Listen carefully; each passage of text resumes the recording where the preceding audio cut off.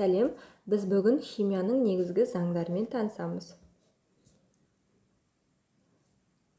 Реакцияға қатысқан А және В заты нәтижесінде С және Д затын аламыз. Реакцияға дейінгі А және В затын біз реагенттер деп айтамыз, ал реакциядан кейін пайда болған заттарды, яғни С және Д затын өнімдер деп атаймыз. Химияның алғашқы заңдарының бірі ол құрам тұрақтылық заңы. Оны Пруст 1808 жылы тұжырымдады. Алыну әдісіне қарамастан кез келген таза заттың сапалық және сандық құрамы әрқашанда тұрақты болады деген тұжырымдама жасады. Мысалы, темір оксидін алатын болсақ, оны жер шарының оңтүстік бөлігінен алғанда да, солтүстік бөлігінен алғанда да оның құрамы өзгеріссіз тұрақты болады. Және де алынған тәсіліне де қарамастан олардың құрамы тұрақты болады. Сол үшін де бұл құрам тұрақтылық заңы деп аталады. Келесі заңымыз бұл көлемдік қатынастар заңы. Оны француз ғалымы Гей Люссак ашқан болатын. Бірдей жағдайда реакцияға қатысатын газдардың көлемдерінің бір-біріне қатынасы жай бүтін сандардың қатынасындай болады.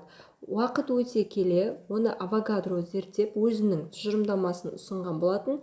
Яғни бірдей жағдайда әртүрлі газдардың тең көлемдеріндегі молекула сандары бірдей болады.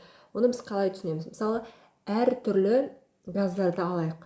Олардың көлемін, қысымын және температурасын бірдей қылып алатын болсақ, онда олардағы молекула сандары, яғни бөлшектердің сандары тең болады.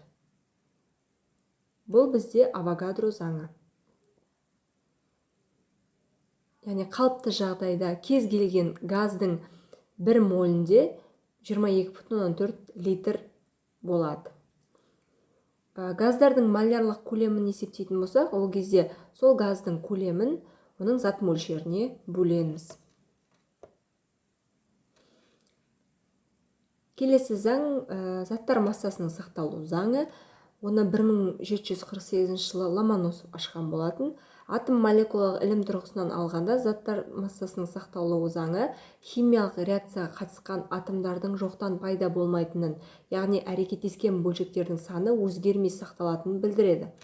Бұны қалай түсінеміз? Яғни реакцияға дейін бізде 4 бөлшек қатысатын болса, реакция нәтижесінде де шыққан бөлшектердің саны 4-ке тең болады.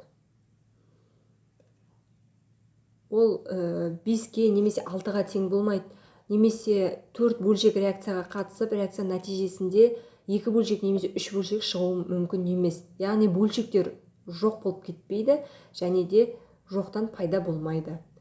Реакцияға дейін 4 бөлшек қатысты ма, реакция нәтижесінде де 4 бөлшек пайда болады.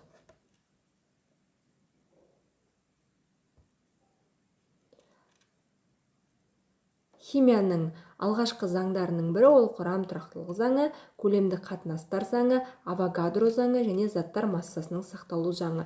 Бұлардың барлығын жеке-жеке тоқталдық. Анықтамаларын жазып алыңыздар, қайталап жүріңіздер. Назар аударып тыңдағандарыңыз үшін көп рахмет. Сау болыңыздар.